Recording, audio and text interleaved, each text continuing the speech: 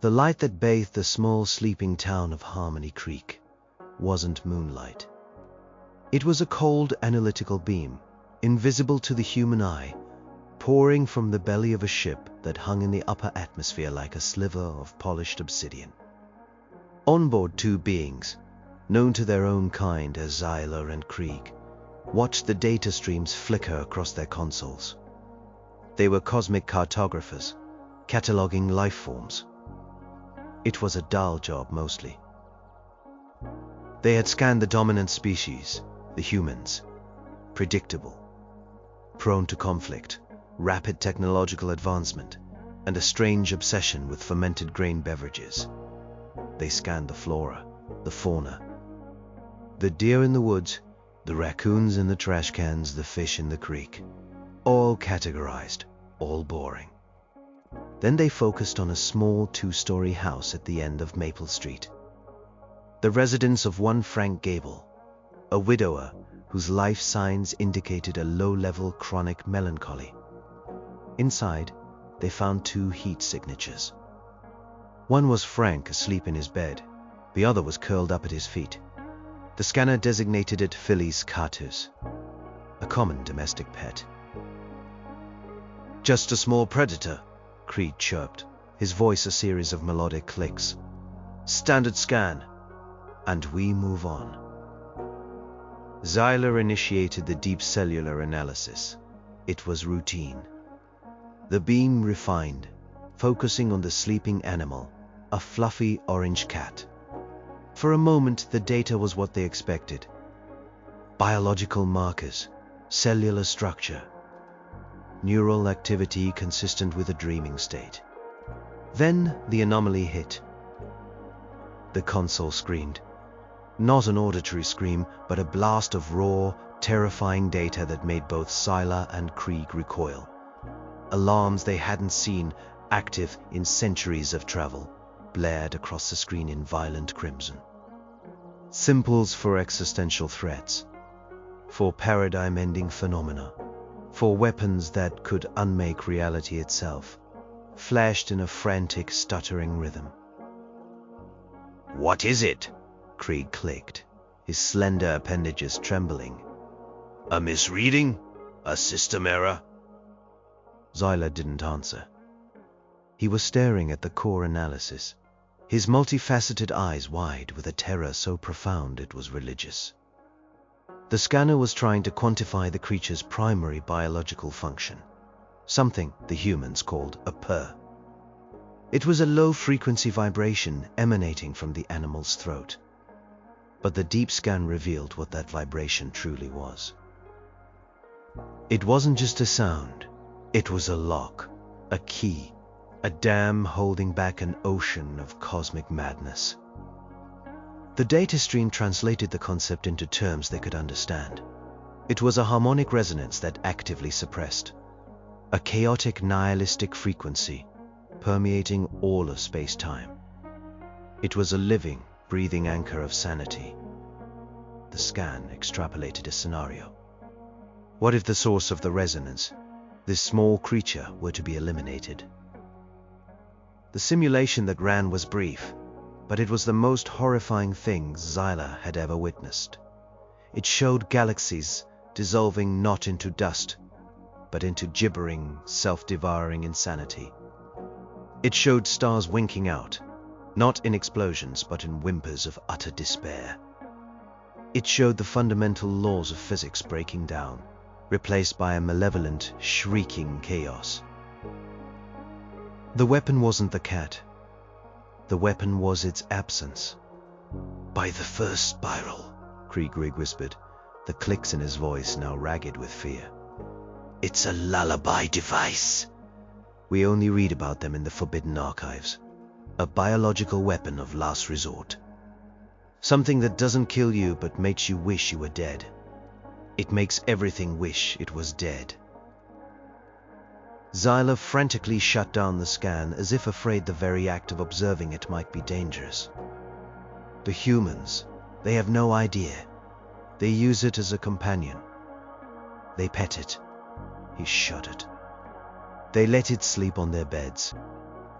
Down below, Frank Gable stirred. He felt a familiar weight on his ankles. He reached down, his hand finding the soft, vibrating fur of his cat, Fluffy. Fluffy purred louder, a rumbling motor of contentment. Frank smiled in his sleep, a brief moment of peace in his lonely life. He had no idea that the sound soothing him to sleep was the only thing holding the universe together.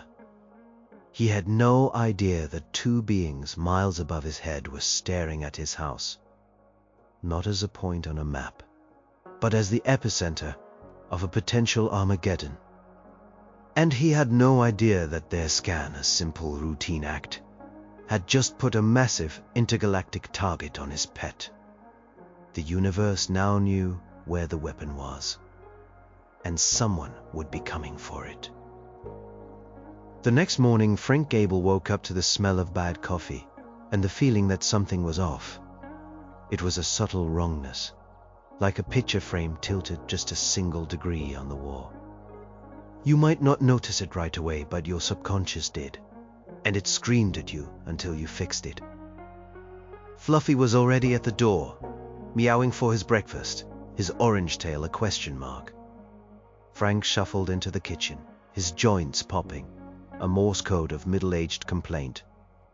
He scooped dry food into Fluffy's bowl, the little brown nuggets rattling like dice. Fluffy started eating with a delicate crunching sound that was, for Frank, the true start to his day. He took his coffee out to the front porch. The air in Harmony Creek usually tasted sweet, of cut grass and damp earth.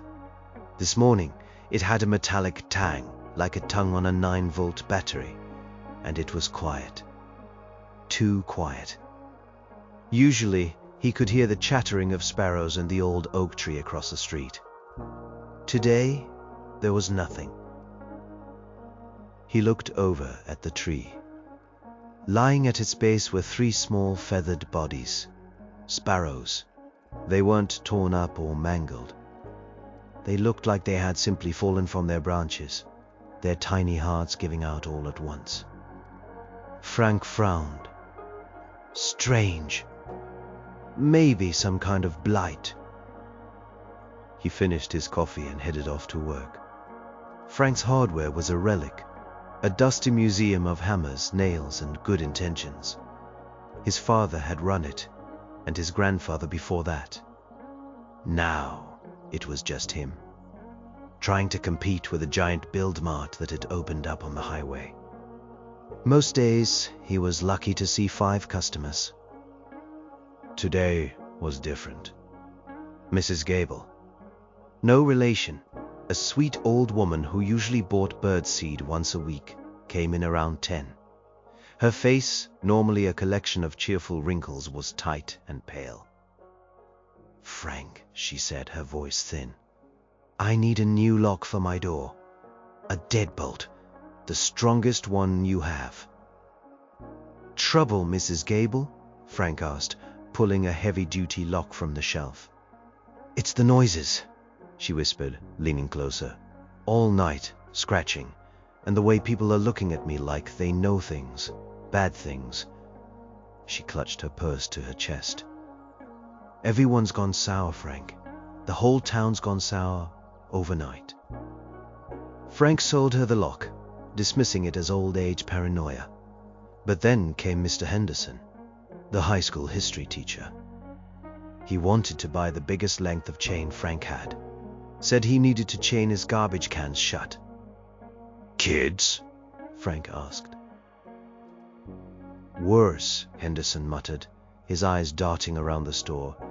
"It's the animals. They're watching the house. All of them. The squirrels, the crows, they're organized." By lunchtime, Frank had sold more locks, chains, and heavy-duty flashlights than he had in the last 6 months. Everyone who came in had a similar story. A feeling of being watched, a sudden potent paranoia, a short temper. He saw 2 men, lifelong friends, merely come to blows in the street over a parking spot. The whole town felt like a guitar string pulled too tight, vibrating with a nasty, angry hum. He closed up early, the weirdness of the day clinging to him like damp clothes. As he drove home, he saw more strange sights. A dog, barking furiously at an empty bush. A group of teenagers standing silently in a circle in the park, just staring at the ground. The air itself seemed thick with suspicion. When he got home, the house was cold. Fluffy was not at the door to greet him. Frank felt a pang of worry. He called out the cat's name. "Fluffy, here, boy." He found him in the living room, hiding under the armchair. That was odd. Fluffy wasn't a hider. Frank coaxed him out. The cat's fur was on end, his green eyes wide and fearful. He wasn't purring. Frank picked him up, and for the first time in the 7 years he'd owned him, Fluffy felt like just a cat. A small, tense animal, not the warm, rumbling engine of comfort he was used to. Frank held him close, stroking his back. "What's wrong, boy? You feeling it too?" As he sat there, trying to soothe his pet, he noticed another dead bird on his front lawn. This one was a blue jay.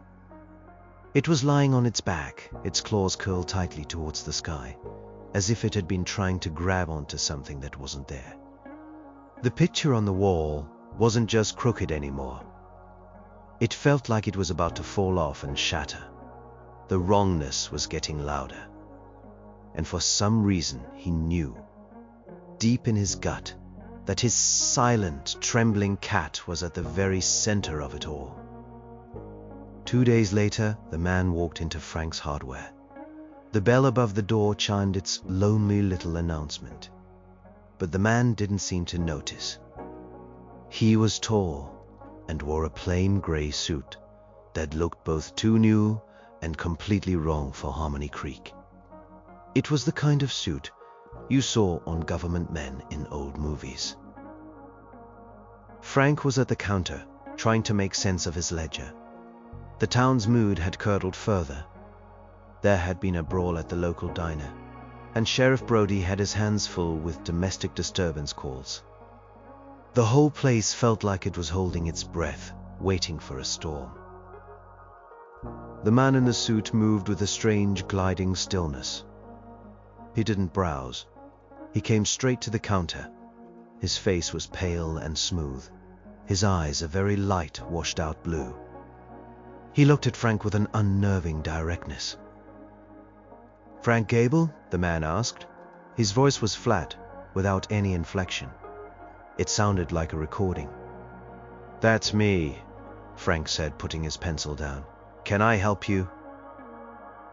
The man placed his hands on the counter. His fingers were long and slender, and they didn't seem to have any knuckles. "I have some questions. About your residential cohabitant." Frank blinked. "My what?" "The small furred quadruped," the man said. "The one designated Fluffy." A cold knot formed in Frank's stomach.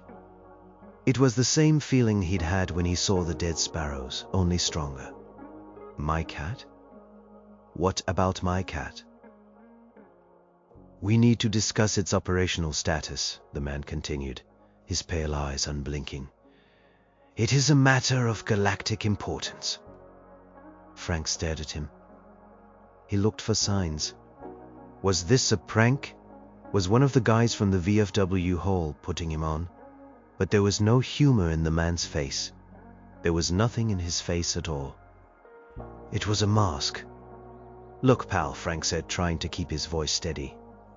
"I don't know who you are or what kind of game you are playing, but I am not in the mood." "This is not a game," the man said. "My name is Zyla. I am not from here. The recent atmospheric disturbances in your town, the heightened aggression, the paranoia, it is a symptom, a leak." "A leak of what?" "Silence," Zyla said. The word hung in the dusty air of the hardware store. "Your pet produces a specific harmonic resonance. A purr, you call it. This resonance is not a simple biological function. It is a barrier. It counteracts a background radiation of pure despair that exists in the universe. A great silence. For the past 48 hours, we have been running a low-level dampening field around this town as a test. To see the effects. They are precisely what our models predicted. Without the full effect of the creature's resonance, sanity begins to fray. Frank felt a surge of anger, a defense mechanism against the sheer insanity of what he was hearing. You are crazy. You are stark raving mad. Get out of my store. Zyla did not move. I understand your reaction. It is logical to assume I am mentally unstable.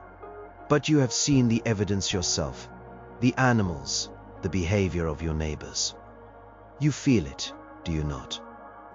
The wrongness. The quiet dread. It is the sound of the universe without its lullaby.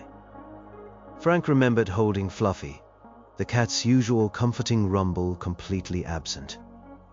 He remembered the dead-eyed stare of the teenagers in the park. He remembered Mrs. Gable's terror. It all swirled in his head, a nauseating cocktail of fear and disbelief. What do you want? Frank asked, his voice barely a whisper. The creature must be secured, Zyla said. Our test was a success, which means others will have seen it. They will interpret the localized dampening as a sign that the weapon has been identified and is being prepared for extraction. They are coming, Frank Gable. They are called the Collectors. They are not like me. I wish to preserve the anchor. They wish to possess the weapon. What weapon? Frank almost shouted. He's a cat. He eats, he sleeps, he chases string. He's not a weapon. To a man dying of thirst, a glass of water is a salvation, Zyla said, his voice unchanging. But if you take that water from him, it becomes a weapon of execution. The cat is the water. The universe is the man dying of thirst. The Collectors want to take the water away. All of it. Forever. The bell on the door chimed again. Sheriff Brody stepped in, his hand resting on the butt of his pistol. His face was grim. Frank, the sheriff said, not taking his eyes off the man in the gray suit. Everything all right in here? Been getting some calls about a strange fella asking questions around town. About you and your cat. Frank looked from the sheriff's worried face to Zyla's blank one. The world had stopped making sense. The hardware store, his sanctuary of nuts and bolts and tangible reality, suddenly felt like the stage for a play he never wanted to be in. We were just talking, Sheriff, Frank said, hearing the lie in his own voice.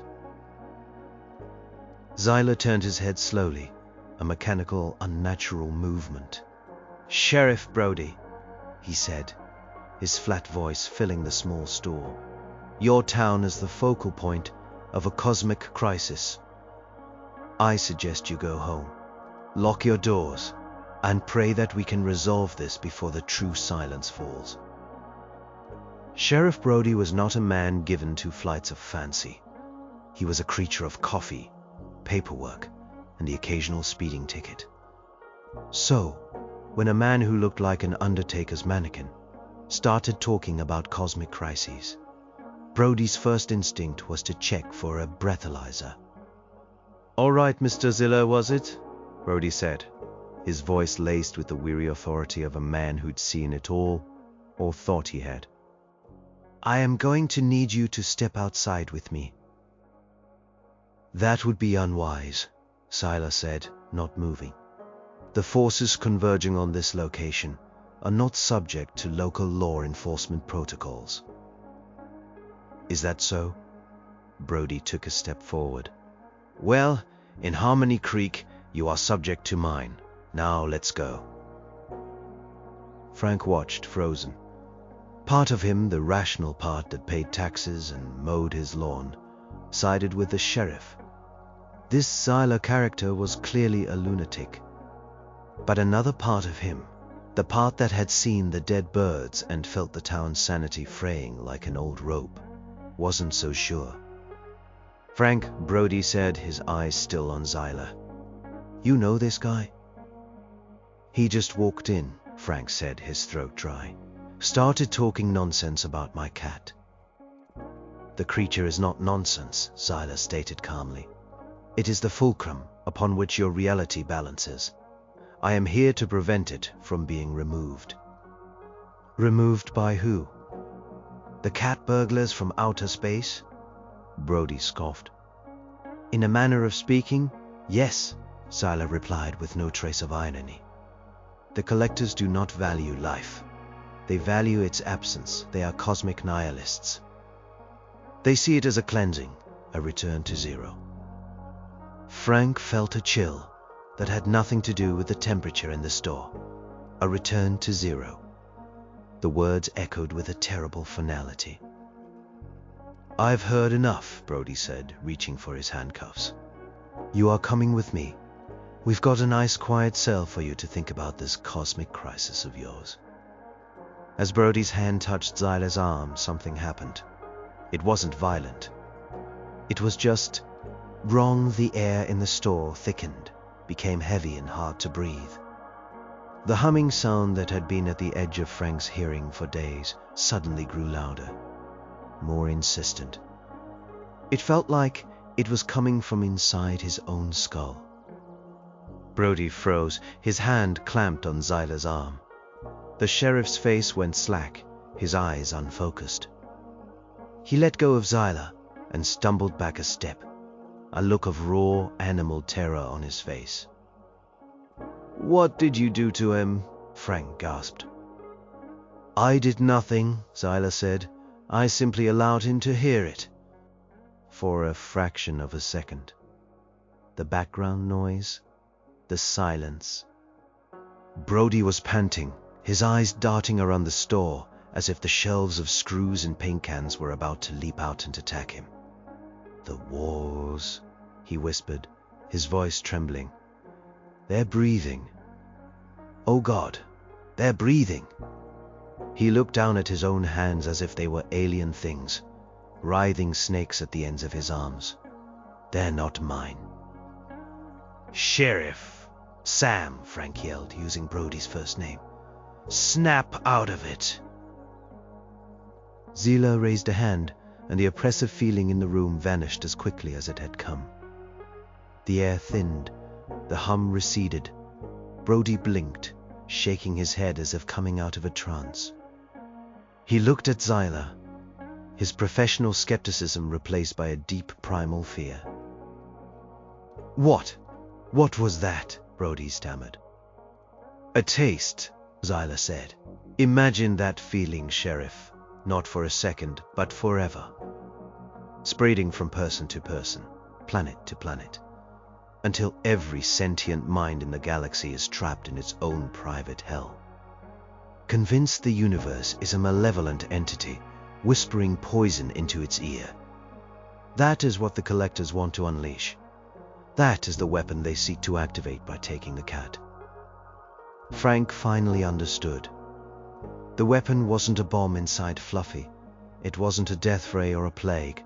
The weapon was a state of mind, a madness bomb. And Fluffy, his purring, snoring, bird-chasing little Fluffy, was the pin in the grenade. "They're coming here?" Frank asked, the reality of it crashing down on him. "To my house?" "They are already here," Zyla said, turning his pale eyes to the storefront window. "They have been observing, waiting for the confirmation our test provided. Now they will move to acquire the asset." Sheriff Brody, still pale and shaken, drew his firearm. The gesture, usually so commanding, now seemed pathetic and small. A pea shooter against an earthquake. "What do they look like?" "They will not look like me," Zyla said. "I chose this form to facilitate communication. The collectors are more efficient. They will not knock and they will not be reasoned with. He turned to Frank, his expressionless face for the first time showing something that might have been urgency. Frank Gable, your world as you know it has ended. The war for the sanity of the universe is about to begin. And it will begin in your living room. Frank's drive home was a blur. Sheriff Brody followed him, his cruiser a comforting, if ultimately useless, presence in the rearview mirror. Zyla sat in Frank's passenger seat, silent and still, looking like a bizarre prize Frank had won at a cursed carnival. The world outside the car window looked the same houses, the same trees, but it felt different now, like a photograph of a memory. The real world was inside the car, with the alien talking about the end of everything. When May pulled into Frank's driveway, the first thing he saw was Mrs. Gable from next door. She was standing on her lawn, holding a garden rake like a spear, staring intently at his house. Her face was a mask of suspicion. "See?" Frank muttered, gesturing towards her. "It's getting worse." "The dampening field is attracting their attention," Zyla said. "Like moths to a failing light bulb." They went inside. The house was quiet, too quiet. Frank's heart hammered against his ribs. "Fluffy," he called out, his voice cracking. A small orange head poked out from behind the sofa. Fluffy looked at the three of them, his tail twitching nervously. He didn't come out. "He can sense them," Zyla said. "The creature's resonance is a beacon of stability. The collectors are walking voids. To him they must feel like black holes of wrongness." Sheriff Brody did a slow walk through the small house, checking the windows, the back door. "So, what's the plan? We just sit here and wait for these collector things?" "My ship is in a geosynchronous orbit," Zyla explained. "I can perform a localized transport, but I need to get the creature outside, with a clear line of sight to the sky. The collectors know this. They will attempt to contain us, to seize the asset before I can extract it." Frank went over to the sofa and knelt down. "Hey, buddy," he said softly. "Come on out. It's okay." Fluffy crept out, still hesitant, and rubbed against Frank's leg. But he didn't purr. The silence where the comforting rumble should have been was the loudest sound in the room. Frank picked him up and held him tight. The cat felt small and fragile, a tiny furry weight against the crushing gravity of the situation. "So how do we know they're here?" Brody asked, peering out the front window. "Do they have ships? Ray guns?" "Their methods are more insidious," Zyla said. "They are masters of psychic and environmental manipulation. They will try to separate you from the creature. They will try to break your will." As if on cue, the lights in the house flickered and died. They were plunged into the dim, grey light of the overcast afternoon. "Okay," Brody said, pulling out his flashlight. "Power's out." "It is not a simple power failure," Zyla said, his pale eyes seeming to glow faintly in the gloom. "They are isolating us." Frank looked out the window. It wasn't just his house. The entire street was dark. A thick, unnatural fog was rolling in, blanketing the neighborhood in a pearly gray shroud. It swallowed the houses across the street, then Mrs. Gable, until all Frank could see was a swirling wall of vapor. A sound started, a soft, rhythmic tapping. It was coming from the kitchen. Brody aimed his flashlight beam down the hall. "Stay here," he whispered, and crept towards the sound. Frank stood rooted to the spot, clutching Fluffy, his knuckles white. The tapping stopped. A moment of silence, then a loud crash of breaking glass. "Brody!" Frank yelled.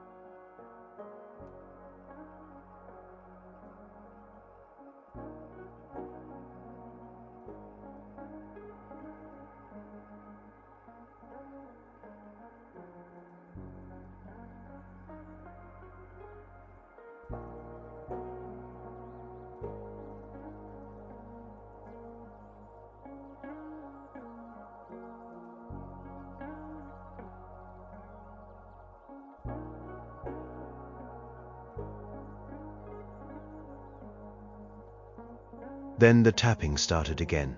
This time it was on the living room window, right beside Frank. Tap, tap, tap, tap, slow and deliberate. Frank jumped back, his heart trying to escape his chest. There was nothing there but the thick, impenetrable fog. "They're toying with us," Silas said, his voice a calm island in a sea of rising panic. "Testing the perimeter. Testing the perimeter. Testing your resolve." Suddenly, the voice came. It wasn't from any specific direction. It was just there, inside Frank's head. It was the voice of his late wife, Martha. "Frankie," the voice whispered, sweet and familiar, the sound he missed more than anything in the world. "Why is the door locked, honey? Let me in. I am cold." Frank gasped. Tears sprang to his eyes. It was her. It sounded exactly like her. "Martha!" "Frank, no," Brody said, grabbing his arm. "It's them. It's a trick." "Don't listen to them, Frankie," the voice cooed. "It's me. I've come back. Just open the door. Let me in so I can hold you. Let me hold the cat." "It is a psychic projection," Zyla said, his voice cutting through the illusion. "They have scanned your memories. They are using your emotional attachments against you." But it was so real. The phantom voice of his wife was a key turning in a lock deep inside his heart. He could almost smell her perfume, lilacs and vanilla. He took a step towards the door. Fluffy, still in his arms, suddenly hissed. It was a sound Frank had never heard from him before, a savage, guttural noise. The cat's claws dug into his shirt. The illusion in his head shattered, replaced by a searing headache. The sweet voice of Martha was gone, and in its place was a cold, alien hatred. "He fought them off," Frank said in amazement, looking down at the cat. "He pushed them out of my head." "The resonance is also a shield," Zyla said, "a sanctuary of sanity. As long as you are near him, you have a defense, but they will keep trying. They will peel this house apart, piece by piece, and they will peel your mind apart, thought by thought, until they have him." Outside, the tapping stopped. It was replaced by a new sound, a low scraping noise. It was coming from all around the house, from the walls, from the roof, from the floor beneath their feet. The sound of something enormous, something with 1,000 claws trying to get in. The siege had begun. The scraping sound was everywhere. It was the sound of fingernails on a chalkboard, magnified 1,000 times, vibrating through the soles of their feet. It came from the attic above and the foundation below. It was as if the house itself was being clawed at by unseen monsters. Fluffy was a ball of tense muscle in Frank's arms, his fur standing on end, a low growl rumbling in his chest. The growl was different from his purr. It was a discordant, angry vibration, and it seemed to be the only thing keeping Frank from screaming. "What do we do?" Sheriff Brody shouted over the noise, his flashlight beam cutting frantic, useless arcs through the gloom. "We can't just stand here."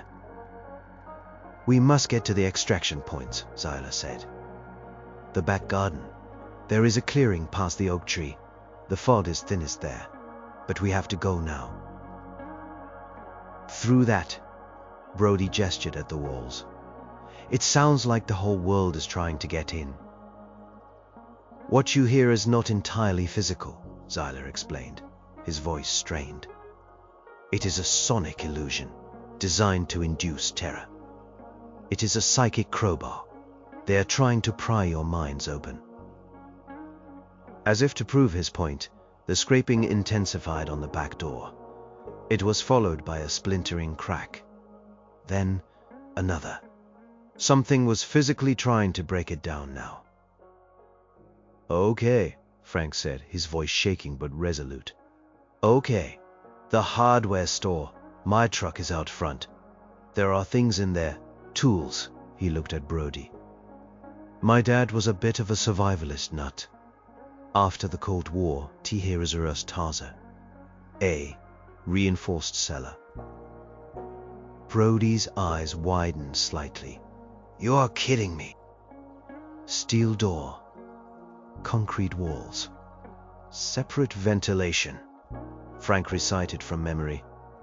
He always said better to have it and not need it. We can't stay here. The store is solid brick. More defensible. The plan is to get the creature to the extraction point, not to fortify a retail establishment. Zyla countered. And how do we get to your magic garden spot when we can't even get out the back door? Brody shot back. Frank's right. This house is a death trap. We need a better position. We make a run for the truck. The back door groaned, the wood splintering loudly. It wouldn't hold for much longer. Agreed, Zara said after a beat. The new destination is the hardware store, but they will not make it easy. They know we are moving. The front door then, Frank said, starting to move. It's our only way. He led the way, holding Fluffy like a football. Brody was right behind him, pistol raised. Zyla followed, a silent grey ghost. As they reached the front hall, the scraping stopped. The sudden silence was more terrifying than the noise had been. Frank reached for the deadbolt on the front door. His hand trembled. What was waiting for them on the other side of that door? In the fog? On 3, Brody whispered. I go out first. You and the alien follow close. Run for the truck. Don't stop for anything, got it? Frank nodded, his throat too tight to speak. 1. He could hear his own heartbeat, a frantic drum against his ribs. 2. He tightened his grip on Fluffy. The cat let out a low meow. 3. Brody threw the door open and plunged into the grey fog. Frank was a half-second behind him. The air outside was cold and damp and smelled of ozone and wet decay. He could barely see 10 feet in front of him. He saw the dim outline of his pickup truck in the driveway, a dark island in the swirling mist. They were halfway there when the figures emerged from the fog. There were 2 of them. They weren't monstrous. In a way, that was worse. They looked like people, but they were wrong in 100 subtle ways. They were thin, unnaturally so, with limbs that seemed too long for their bodies. They wore simple dark clothing that clung to them as if wet. Their faces were pale and utterly blank, with no features at all. No eyes, no nose, no mouth. Just smooth, polished skin, like anatomical dolls. The faceless things didn't run. They glided towards them, their movements unnervingly smooth and silent. Brody yelled and fired his pistol. The bang was shockingly loud in the muffled air. The bullet hit one of the figures in the chest. It didn't cry out, it didn't fall, it didn't even slow down. A dark hole appeared in its clothes, but there was no blood. It just kept coming. They are not biological, Zyla shouted. They are psychically projected constructs, solidified thought. Do not engage. Just run. Frank didn't need to be told twice. He sprinted, his lungs burning. He fumbled with his keys, his fingers feeling like clumsy sausages. The key scraped against the lock. One of the faceless things was almost on him, its long, slender arm reaching out. At that moment, Zyla stepped between Frank and the creature. He raised his hand, and a shimmering shield of light, like heat haze, erupted in front of him. The construct's hand touched the shield, and dissolved into black smoke with a sound like escaping steam. The second construct was on Brody. The sheriff fired again and again, emptying his clip to no effect. The thing grabbed the pistol, and the metal bent and twisted in its grip as if it was soft clay. It backhanded Brody, sending him sprawling to the wet asphalt. Frank finally got the door open. "Get in," he screamed. He threw Fluffy onto the passenger seat and slid behind the wheel. Zyla was already getting in the other side. Frank looked back. Brody was on the ground, dazed, and the remaining faceless thing was looming over him. Without thinking, Frank leaned on the horn. The blare was deafening. The construct flinched, its featureless head turning towards the truck. The brief distraction was all Brody needed. He scrambled to his feet and dove into the truck bed, landing with a heavy thud. "Go!" Brody yelled. Frank slammed the truck into reverse, flooring the gas pedal. The tires shrieked. He swung the wheel, narrowly missing his own mailbox, and shot out onto the street. The faceless thing was right there, its hands slapping against the driver's side window. For a terrifying second, Frank saw the glass begin to crack and spiderweb under the pressure. Then they were clear, speeding down the fog-shrouded street, away from the besieged house and the silent, faceless nightmares that haunted it. Frank was shaking so hard he could barely keep his foot on the pedal. They had escaped, but they were just a few blocks away from the hardware store, and they were bringing the war with them. The 5-minute drive to the hardware store felt like an eternity. The fog was a living thing, pressing in on the truck, trying to suffocate them. Shapes moved in the periphery, vague and menacing. Frank gripped the steering wheel, his eyes locked on the road, while Zyla sat perfectly still beside him. In the back, Brody was reloading his pistol with shaking hands. Fluffy was huddled on the floor of the cab under the dashboard. Frank could feel the cat's terror, a low-level hum of panic that resonated in his own chest. "They'll follow us," Brody said from the truck bed, his voice tight. "They are not following," Zyla corrected. "They are waiting. They know where we are going." As they turned onto Main Street, Frank saw what he meant. The street was empty. No cars, no people. But standing in front of Frank's hardware were 3 more of the faceless constructs. Silent sentinels, waiting for their arrival. "So much for the element of surprise," Frank muttered, his heart sinking. "Do not stop," Zyla commanded. "Drive through the front entrance." "What? I can't. That's a plate glass window and a brick facade." "The glass and brick are temporary," Zyla said. "The alternative is permanent." Frank took a deep breath. He looked at the 3 figures. They were just standing there, patient and terrible. He made a choice. "Brody." "Hang on," he yelled. He aimed the old pickup truck like a missile and stomped on the accelerator. The engine roared in protest. For a horrifying second he thought the constructs would do something, erect a shield, or simply stand there like invincible statues. But they didn't. They glided apart at the last moment, letting him pass. The truck hit the front of the store with a cataclysmic crash of shattering glass and splintering wood. The world was a chaotic explosion of sound and motion. The vehicle plowed through the front counter, sending registers and nail displays flying, before lurching to a halt in the aisle for plumbing supplies. Silence descended, broken only by the ticking of the cooling engine and the drip of radiator fluid onto the concrete floor. Dust and plaster filled the air. "Everyone okay?" Frank coughed, covered in a fine white powder. "I am good," Brody groaned from the back, climbing out of the truck bed and onto a pile of destroyed garden gnomes.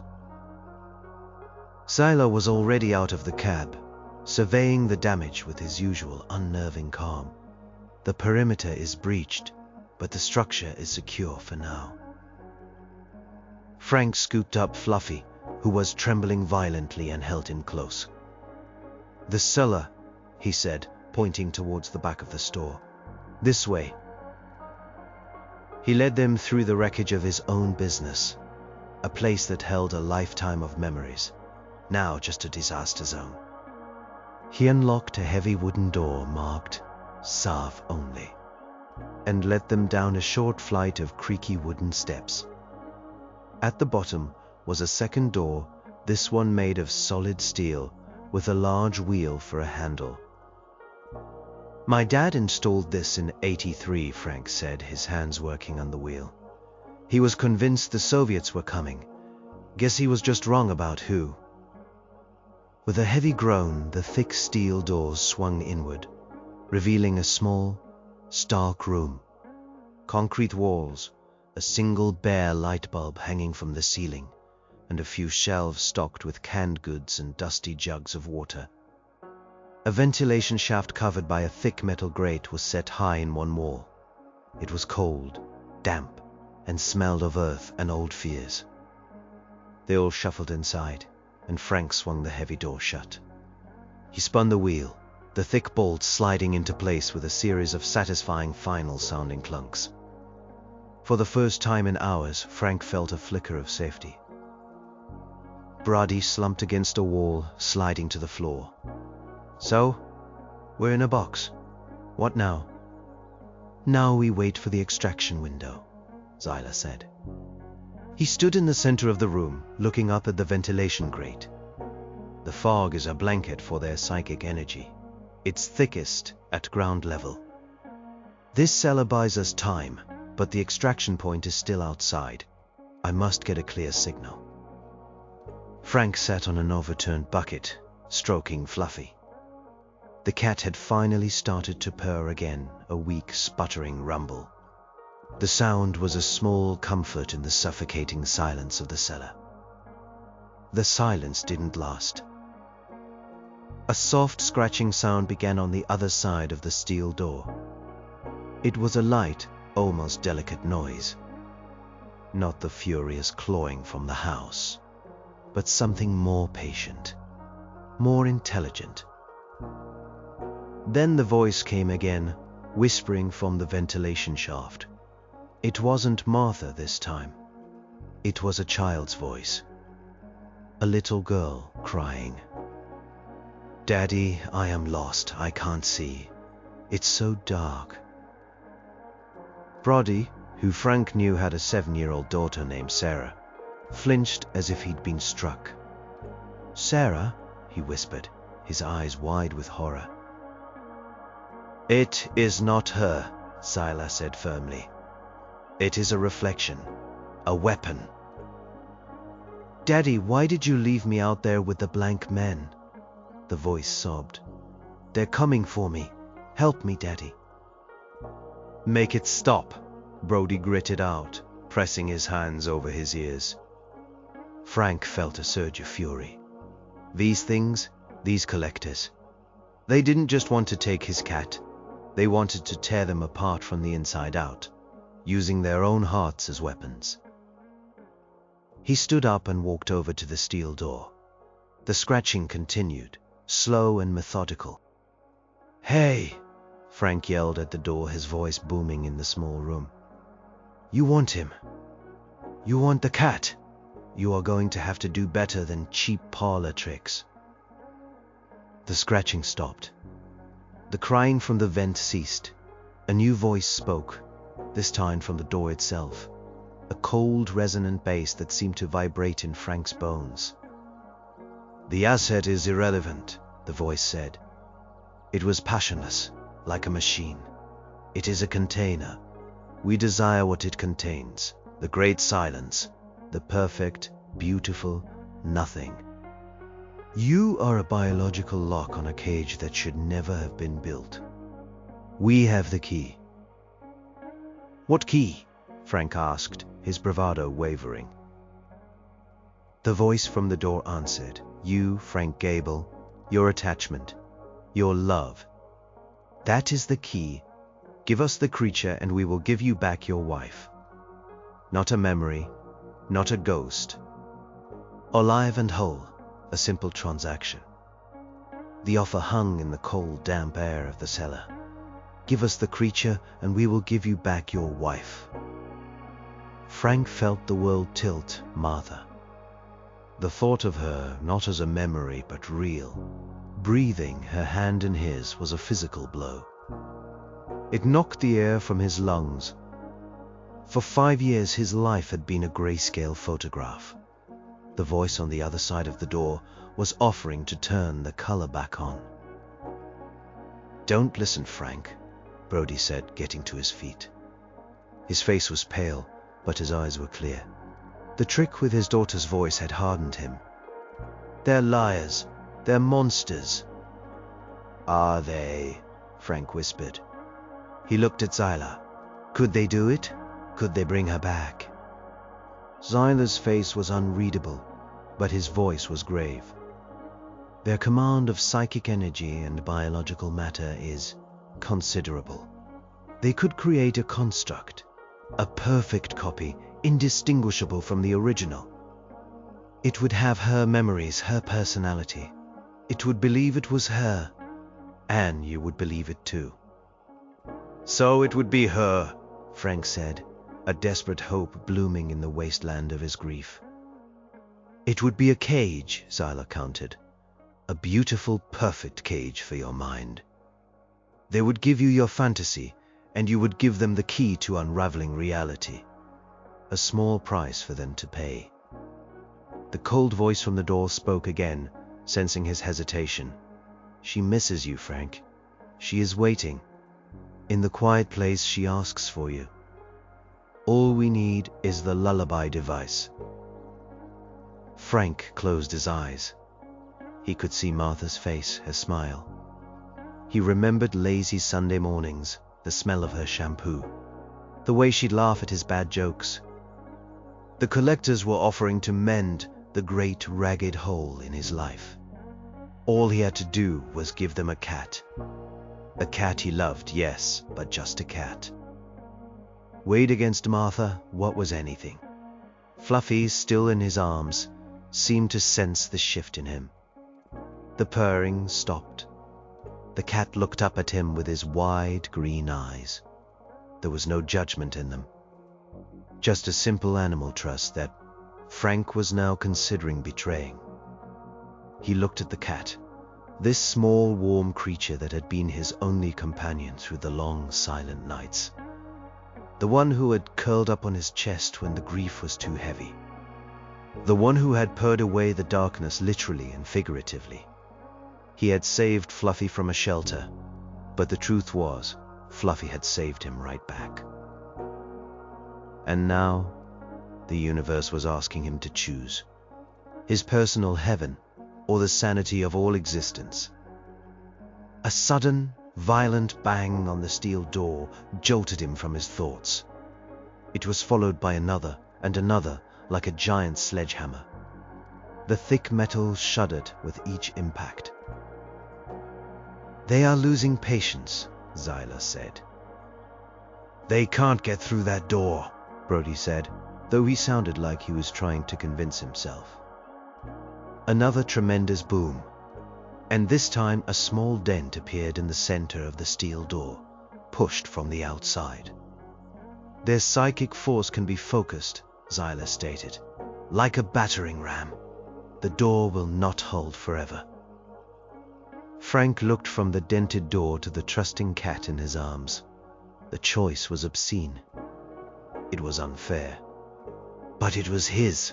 He thought of Martha's voice, the promise of her return. And then he thought of Sheriff Brody's face when he'd heard his daughter crying, the raw terror when he'd heard the silence in the store. He imagined that feeling spreading across the world. No more laughter, no more art, no more love. Just a universe of screaming minds trapped in their own skulls. What would Martha want him to do? The real Martha?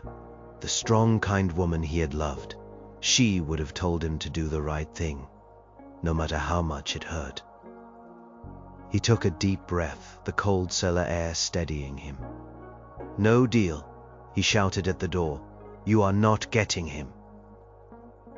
The booming stopped. The silence that followed was heavy with menace.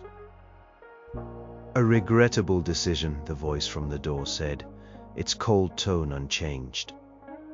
"We will simply take him then." The whole cellar began to shake. Not from the door, but from the walls, the floor. Dust rained down from the single bare bulb. Cracks began to spiderweb across the concrete.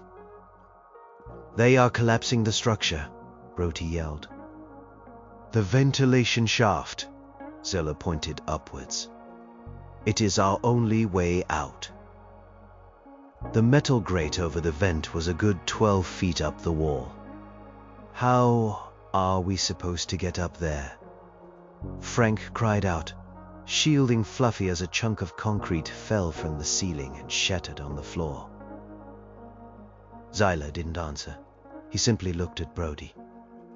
"Sheriff, I will require your assistance, your physical strength." Brody looked from Zyla to the grate, then back. He nodded. "What do you need?" "You are going to throw me," Zyla said. Brody stared at him. "I am gonna what?"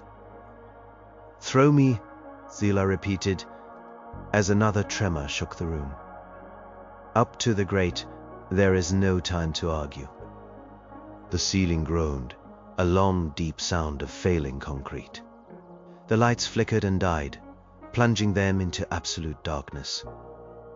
The only thing Frank could hear was the frantic beat of his own heart, the rumbling of the collapsing cellar, and Zyla's calm, impossible command. The darkness was total and suffocating. The world was reduced to sound and sensation. The grinding of concrete, the panicked breathing of 3 men, and the low, terrified growl of a cat. "I can't see anything," Brody yelled, his voice tight with panic. A soft, pale blue light bloomed in the center of the room. It was coming from Zyla. His hands, his face, his whole body was emitting a gentle, phosphorescent glow. It wasn't much, but it pushed back the terrifying blackness. In the eerie light, Frank could see the cracks in the ceiling widening. "The throw, Sheriff," Zyla urged, his glowing form making him look even more alien. "Now." Brody, a practical man in an impossible situation, didn't waste any more time. He was bigger than Zyla, stronger. He moved to the alien, grabbing him around the waist. "What do I do?" "Aim for the grate. I will handle the rest." "This is insane," Brody grunted. Getting a solid grip, he bent his knees, muscles straining. With a mighty heave that was part shout and part roar, he launched the slender alien upwards. Zyla sailed through the air, a pale blue comet in the dark room. He seemed impossibly light.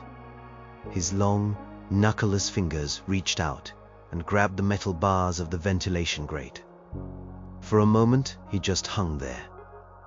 Then, with a strength that belied his thin frame, he wrenched the grate from its housing.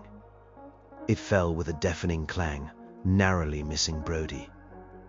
"Frank, the creature," Zyla called down from the opening. The floor buckled, throwing Frank off balance. He scrambled to his feet, clutching Fluffy. How was he supposed to get a cat and himself up a 12-foot wall? "The shelves!" Brody yelled, pointing a shaking finger.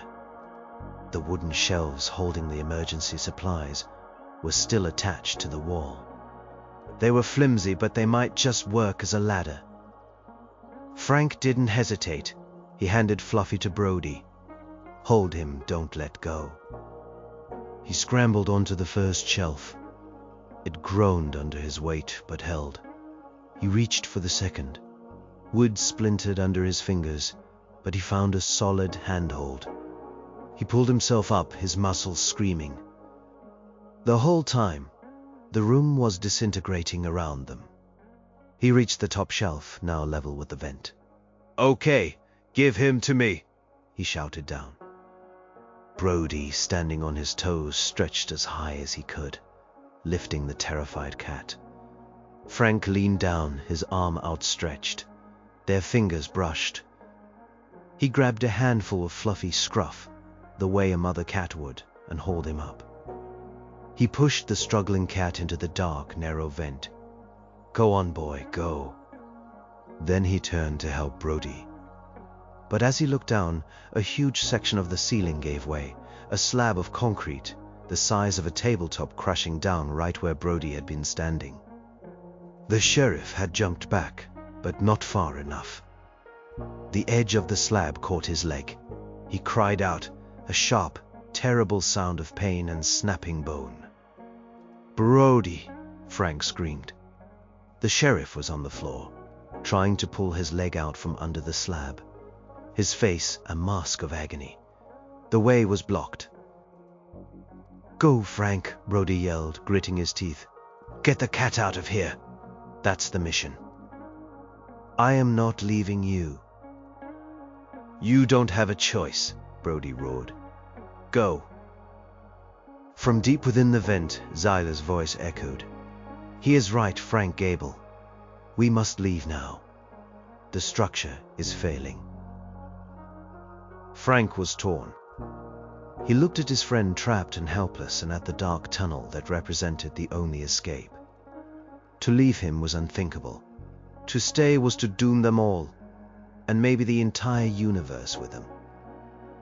Brody pulled out his pistol. He wasn't aiming it at the rubble. He was aiming it up at Frank. "I swear to God, Frank, if you don't get in that vent right now, I'll shoot the cat myself. Don't make me do it. Now go." The threat was absurd, desperate, and utterly convincing. Brody would do it. He understood the stakes. Frank looked at his friend's pain-filled, determined face, and his heart broke. He was a hardware store owner. He was supposed to fix things. But this was a break that could never be mended. "I am sorry, Sam," Frank whispered. He turned and crawled into the dark, dusty confines of the ventilation shaft. He followed the sound of Zyla and Fluffy's frantic scrabbling ahead of him. Behind him, he heard one last shout from Brody. Not of pain, but of defiance, followed by the final, thunderous roar of the cellar collapsing in on itself, burying his friend and the last of his old life under tons of concrete and earth. The shaft was tight, claustrophobic. It scraped his knees and back. It twisted and turned, a metal intestine in the guts of the building. Finally, he saw a square of dim gray light ahead. Zyla kicked out another grate, and they emerged into the store's back alley. The fog was still thick. The air was cold. Zyla was already there holding Fluffy. The alien looked at Frank, his pale face an unreadable slate. "He sacrificed himself," Frank said numbly. "He was a brave soldier in a war he did not choose," Zyla said. "His sacrifice must not be in vain. The extraction window is open now." Zyla pointed upwards. Frank looked up, and for the first time he saw a break in the fog, a perfect circle of clear night sky. And in that circle, a single bright star seemed to be growing brighter, descending towards them. "Is that your ship?" Frank asked. "It is a transport beam," Zyla corrected. "It will take the creature to the ship. He will be safe there. He will be protected." The light intensified, a soft column of gold descending into the alley. It enveloped Fluffy, who was still in Zyla's arms. The cat began to float upwards, peaceful now, as if the light itself was a comfort. Frank watched his pet, his friend, his small purring anchor rise into the sky. He was saving the universe, but his world was being hollowed out. His friend was gone. His home was destroyed. His store was in ruins, and now his cat was leaving too. "What about me?" Frank asked, the words catching in his throat. "What happens to me now?" Zyla turned to him, the golden light of the transport beam illuminating his strange alien features. "The collectors will not cease their hunt. As long as you live, you are a liability, a loose end. Your emotional connection is a key they could still exploit." Zyla raised his hand. It glowed with a soft blue light. "They cannot be allowed to take you, Frank Gable. Your memory of the creature must be contained. I am sorry. It is the only way to be sure." Frank stared at the glowing hand, understanding dawning. They weren't just taking his cat. They were going to take his memory too. They were going to wipe the slate clean, leaving him an empty shell in the ruins of his life.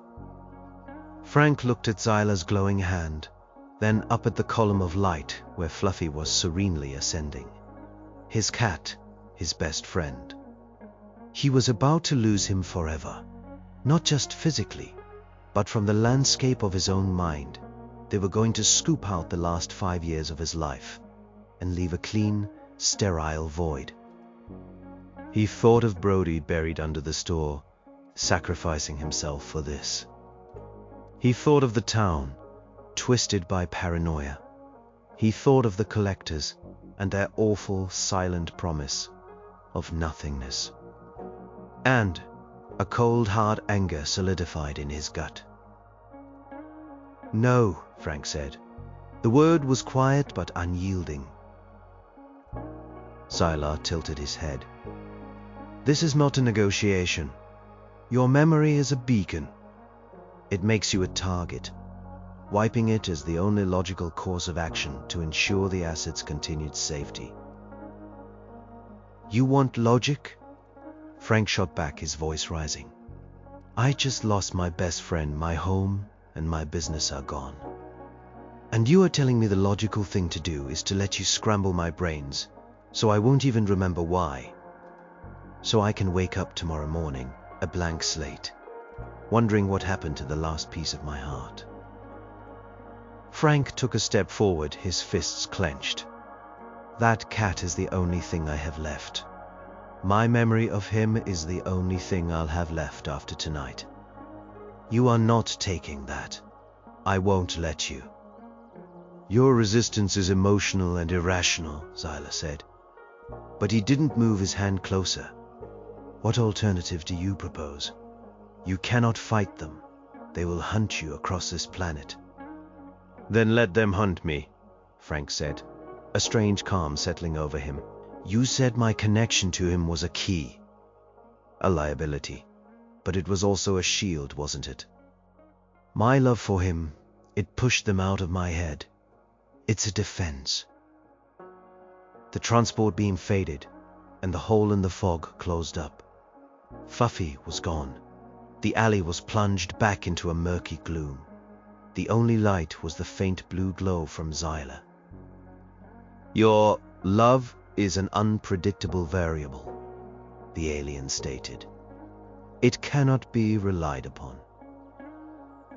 "It's all I've got," Frank said simply. "I'll be a decoy. Let them come for me. Let them think I know where he is. I'll lead them on a wild goose chase. I'll keep them busy. It'll give you time to get him somewhere safe, somewhere they'll never look. I'll be the new lock on the cage." Zyla was silent for a long moment, processing. The cold, analytical mind of the alien was weighing the variables of this raw, human emotion. "To be a decoy is a death sentence," Zyla finally said. "My life ended 5 years ago when Martha died," Frank replied, his voice rough with an old, familiar grief. "Everything since has just been waiting. That cat gave me a reason to get up in the morning. Brody gave his life for a reason. Now you are giving me one, a purpose. Protecting him. Even if it's just by being a target, He looked Zyla straight in the eye. "Don't take my memory. Take my word. I will not break. I will not break. I will not tell them anything. I'll spend the rest of my life looking over my shoulder, but I'll be doing it for him. That's a price I am willing to pay." Zyla slowly lowered his glowing hand. The blue light faded. "The emotional core of your species is a constant source of astonishment. It is your greatest weakness and your most formidable weapon. Very well, Frank Gable. You will be the keeper of the memory, the living decoy." A small silver object, like a smooth, polished stone, materialized in Zyla's hand. He held it out to Frank. "This is a panic button, in your terms. If you are ever in a position where capture is imminent, and your will is about to break, press it. It will terminate your biological and neurological functions instantly. A final firewall." Frank took the silver stone. It was cold and heavy. A suicide pill.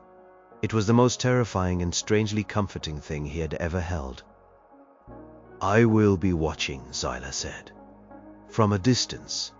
If they catch you, we will know, and we will move the asset.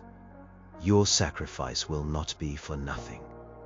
And then, without another word, Zyla began to dissolve.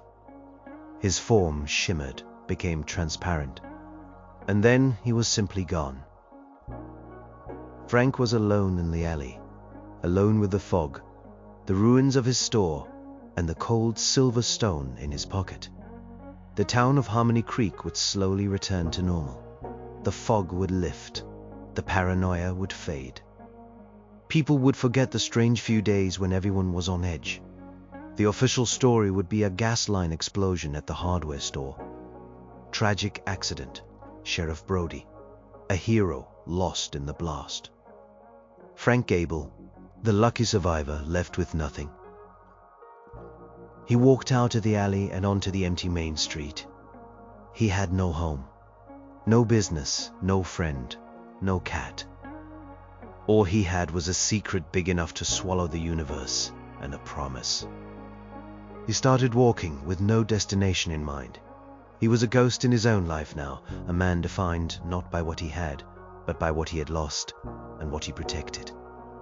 The silence in his head was profound. It wasn't the great silence the collectors craved. It was just a quiet, lonely ache. But in that ache was the memory of a warm, purring cat. And for Frank Gable, that was enough to keep fighting for. The hunt was on, and he was the bait. And for the first time in a very long time, he felt he was exactly where he was supposed to be.